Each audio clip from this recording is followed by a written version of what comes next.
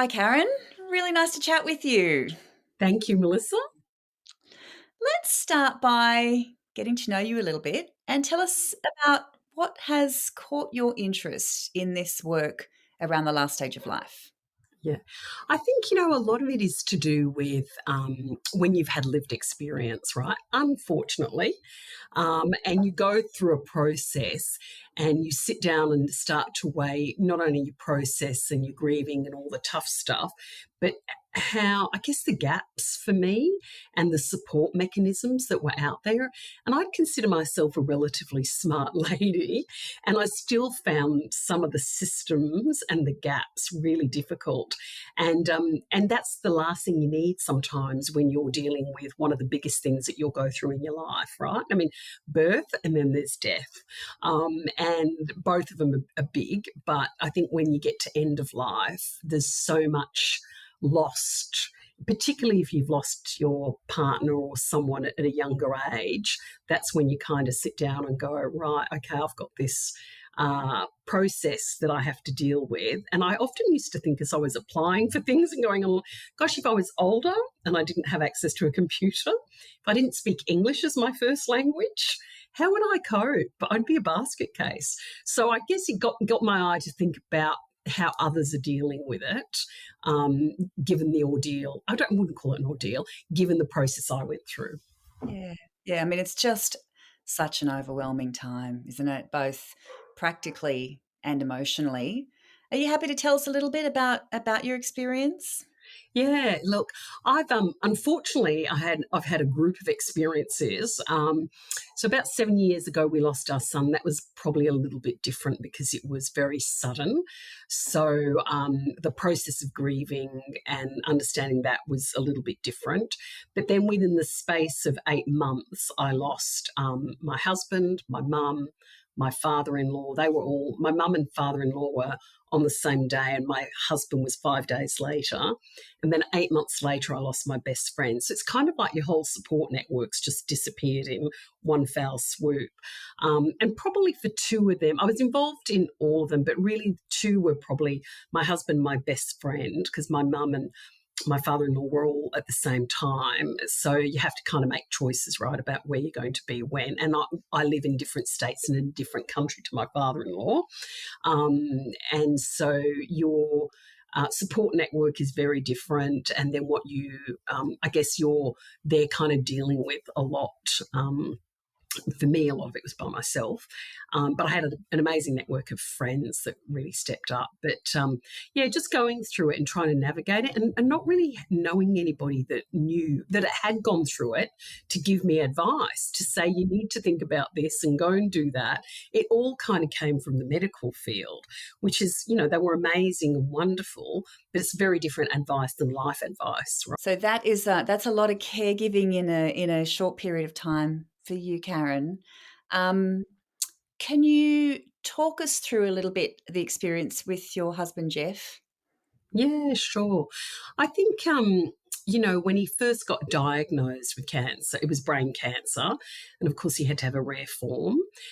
It was a shock to both of us because it certainly wasn't something that we expected. And we really, I'm a bit more on the optimistic side. So, of course, for me, I'm like, well, we can get through this. And I think I've listened to one of your podcasts and you talk about hope, and that's the best thing that gets you through day to day, I think. And then you go obviously through the medical field, and they're incredibly helpful, but they can't give you any kind of black or white answers because, quite frankly, they don't know themselves what's going to happen. And I do believe it's such an individual thing that they just can't give you the same answer all the time. But I am the Google expert, and so I spend a lot of time doing that. And I like to ask questions. I love a plan, so give me a plan, and then I can start to work my way through that. So I guess we did all of that. Did all the first lots of treatment. He came out really good, looking well, and we thought this is fantastic. We're on the right track. And then it just went downhill very quickly. And it was really only I think when we'd actually would move from Melbourne to Brisbane, and that was his wish that he wanted to live somewhere warmer, and would move to Melbourne for my job, and I felt that it was the right time to move to where he wanted to go.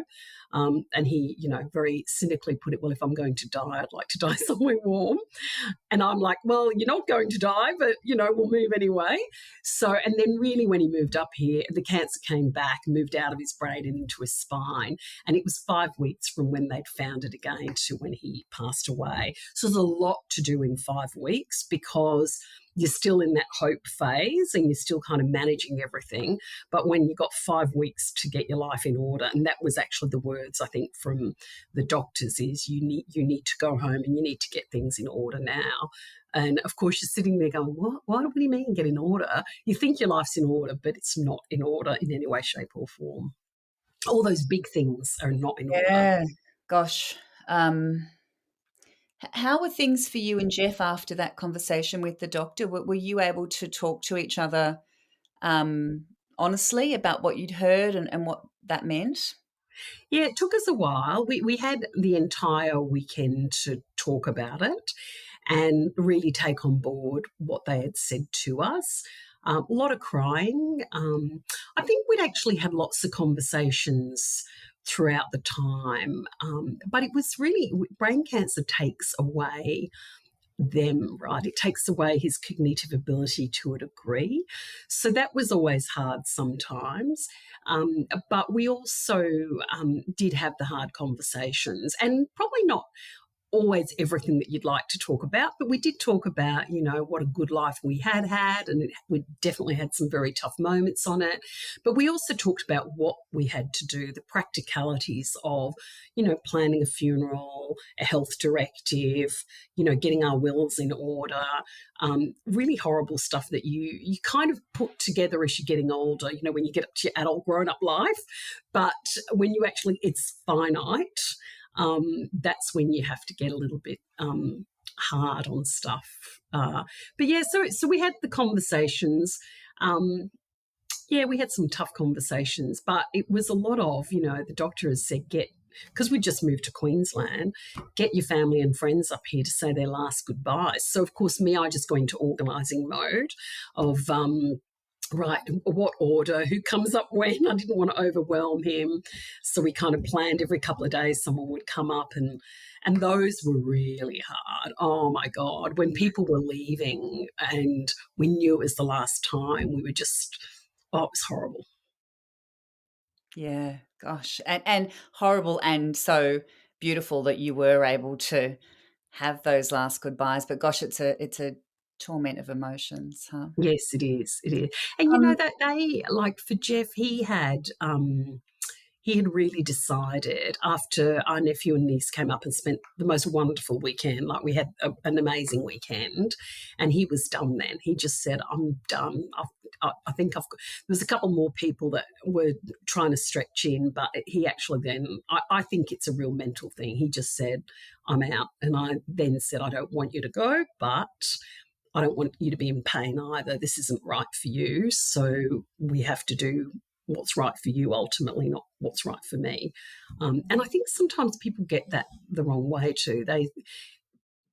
People struggle with letting go, and I get that, but I think you have to think of them. I often used to think, God, if I was in his shoes, I wouldn't want to be lying there like that and feeling like I'm a burden or I'm in pain.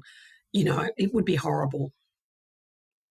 and was Jeff, able to talk to you much about where he wanted to be in those last couple of weeks? Karen, Yeah, what we did had he a talk to you very about? sorry. How did he talk to you about that? Well, we asked him. And to be honest with you, the health directive and the funeral stuff was actually the stuff that helps you to prompt those conversations. So I had talked to him very openly about where he wanted to pass away. Did he want to be at home? Did he not want to be? He was incredibly practical, my husband. So his words were, I'd love to be at home, but if it doesn't make any sense practically for you, then do what you need to do, and I'll be completely okay about it. And then, of course, his sense of humour was so wicked. He's like, I wouldn't know anyway, so just do what you need. So yeah, we actually had all those, how he wanted to be um, uh, remembered, how he wanted to be cremated. All of those things were tough conversations.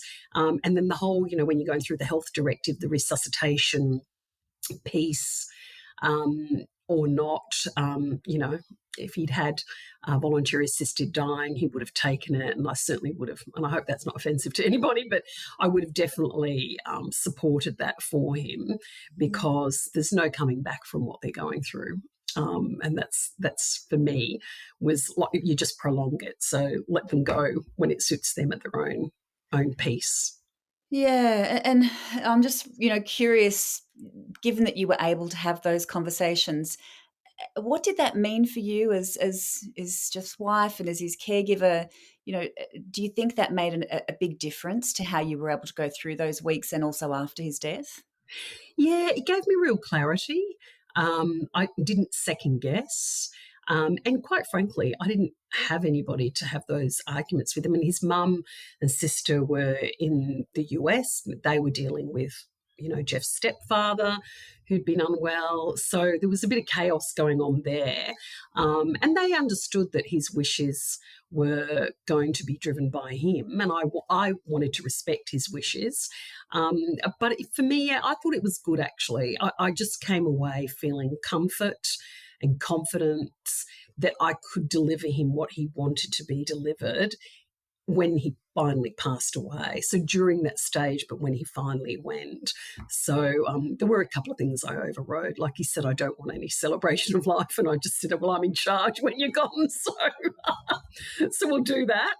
Um, and he laughed. He said, yes, no, you're right. And we didn't do anything big, but it was just an intimate gathering of some people that we just really wanted to recognise him. And mainly family and friends were what we did. But yeah, there were a couple of things. But I'd already told him I was going to override that, and he just laughed, saying yes. So, I think it was good, actually. I felt like I got a lot more direction out of it, and like I say, for me, peace as well. That I wasn't second guessing. And it's a hard time to go through. So to be having to sit there and start thinking about planning a funeral when I kind of already knew what I had to do was really clear. And he was a simple man, so he wanted very simple things. So it actually did make it a lot easier, quite frankly. Yeah. And, no doubt, I think anyone listening to this that has been through that experience of caring for a loved one knows how hard that is, right? Regardless of the circumstances, even if you are reasonably prepared for that person's death, it's an incredibly hard time of life. I'm Yeah. curious about the things that you might look back on and think were actually really positive. What maybe there were some unexpected things that happened in those weeks that remain really precious memories. Can you talk to that at all for us? Yeah, look, he had a very good sense of humour. So, and of course, because his cognitive ability had changed, but his sense of humour hadn't, which was really interesting. In fact, I think it got a bit worse. But so we spent a lot. People talk about lockdown. I was in Melbourne in lockdown. We were down there, and I, bizarrely enough, had actually given up my very successful career to take a year out in 2019, not really knowing, it was really a bit of recovery from our son and me wanting to kind of get my act together a bit and thinking what next, and probably do a bit like you did with your career. When you have a highly successful career but something significant happens, you want to do a bit more purposeful stuff. So I kind of gave up that, and then we went back to the US for 3 months, which is where he was from. So we got to do a lot of wonderful things there, and then lockdown came, and I then started working for myself, but meant I worked from home. So I could be 100% his caregiver, completely focused, because I worked around the times that I needed to work. But I was able to take him to every single hospital visit. We would, walk every day. We spent so much more time together than we would have if I was working full time, because I had a very busy job that did require a lot of international travel.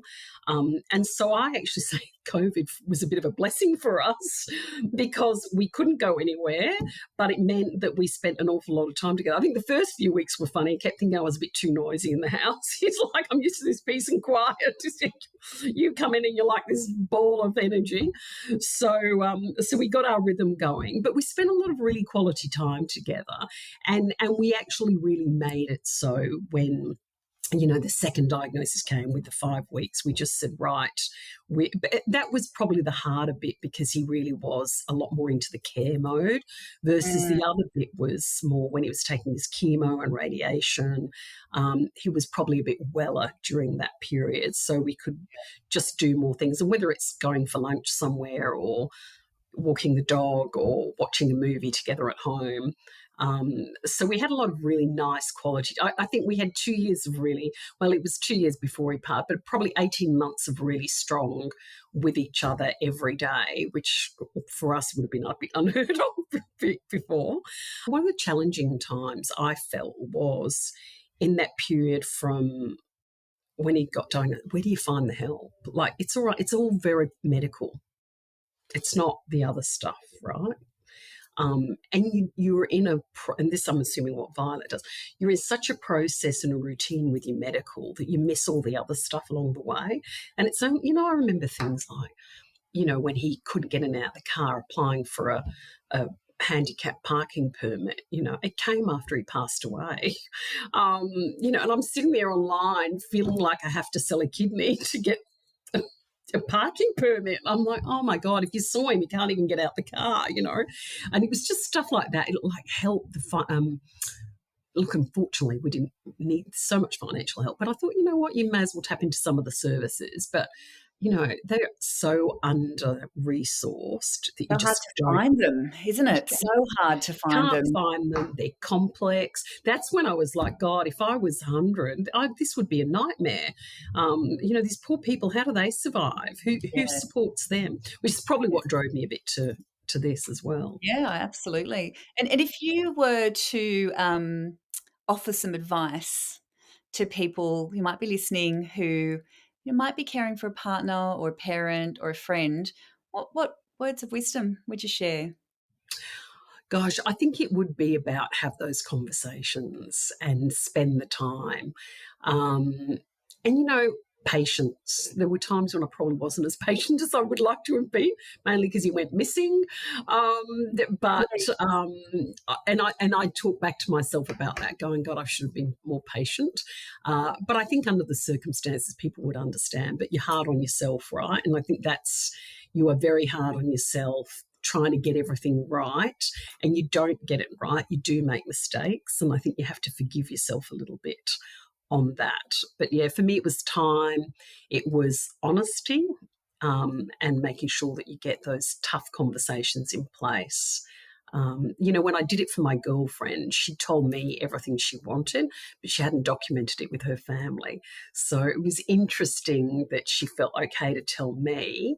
And fortunately, like a family's like my extended family, so I was able to walk them through the process. But her everything about whether she wanted to be resuscitated. I think she could tell me because she know I'd gone through it as well, which is why your service is good, because when you've experienced it, you can actually then kind of help move and nudge things along probably. But I think there's also a little bit of safety for people when they're talking to someone, a friend or, maybe one of our guides just outside of that immediate family circle. Yes, Because it's so hard to open those conversations with your immediate family sometimes. That's where we need some help and we need some coaching. correct, correct. Well, family dynamics, none of us know, right? And that's it. I often think about that with family dynamics. Who's got your best interest at heart? And when I went back to that point about what Jeff wanted versus what I wanted, it's actually not about what I want. It actually was all about what he wanted at the end of the day. And if you can learn to let go of that and do what they want, that's a good outcome all round, in my view. Thank you for talking us through that, Karen. It's a pretty extraordinary set of stories and set of people in your life, and I think you bring enormous experience and wisdom. I know that you've shown an interest in becoming a Violet Guide with us, and gosh, I hope that happens because you'll be able to help so many more people on their journey. But really grateful for the chat. You're very welcome. And I think it's a wonderful service that you're offering and much needed. And if we can make it all come together, I think it'll be a great outcome for those who are unfortunately in their last stages of life. Yeah, couldn't agree more. Thanks.